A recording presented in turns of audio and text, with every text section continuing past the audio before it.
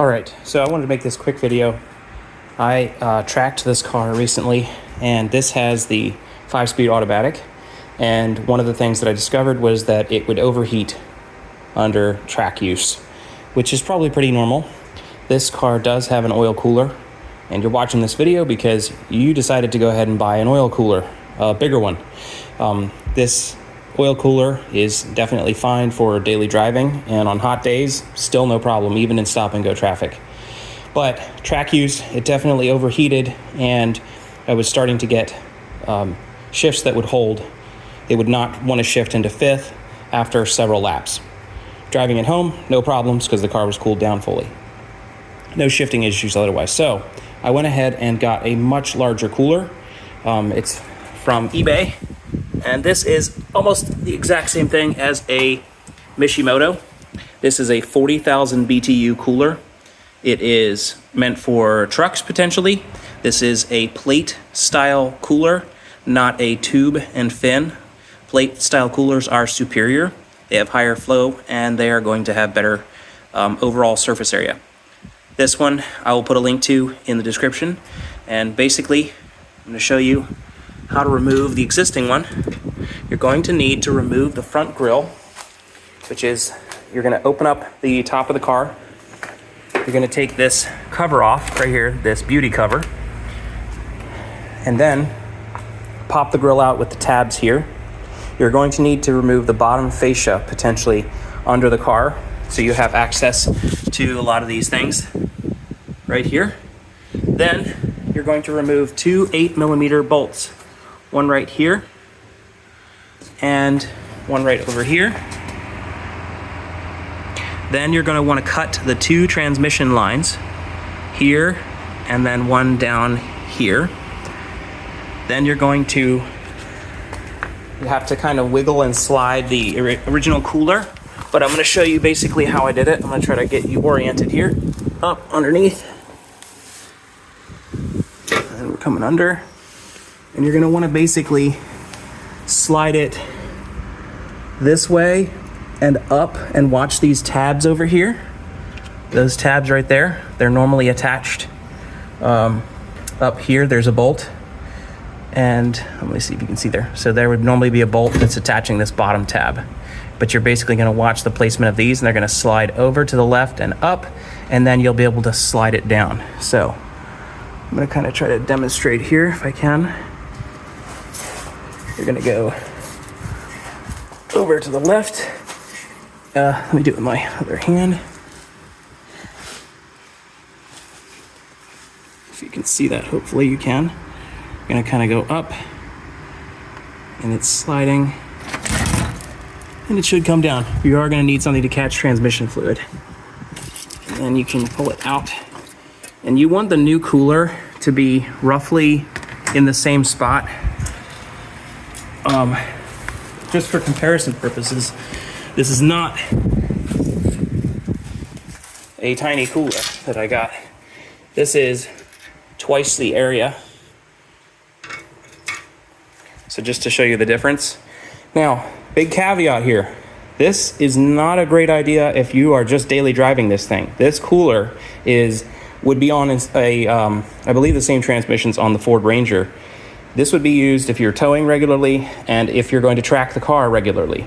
Because this cooler is so much larger, it will, in many cases, not allow the transmission to actually get up to normal temperature, unless it's a really hot day. So if you do this, you may want to place a piece of cardboard across part of this if you're going to just be driving it around town. And this is really DIY, so do this at your own risk, because it will potentially not allow the transmission to get up to temperature, and it will shift a little bit more firmly. This doesn't really hurt your transmission, just the fluid is always going to stay colder. It may not get above 170 degrees at all.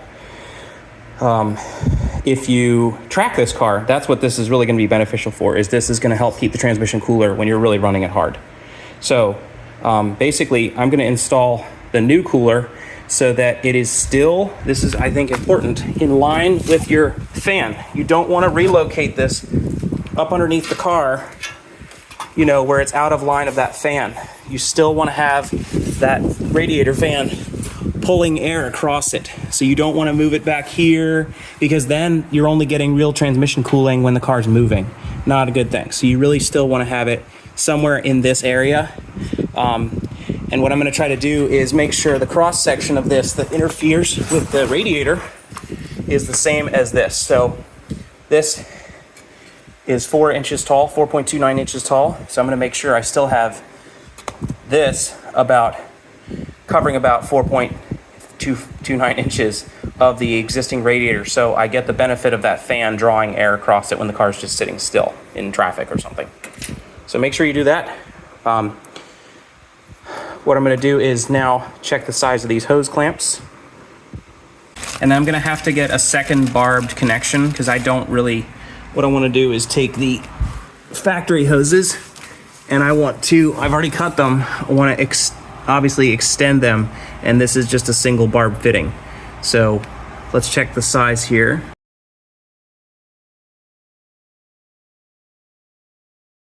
This is the elbow that I used.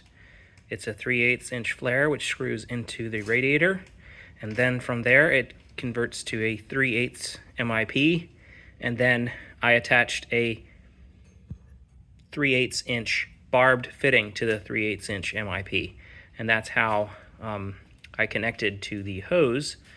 From the existing hoses, I used a 3/8 inch male to male barb fitting, and then used hose clamps to hold that on.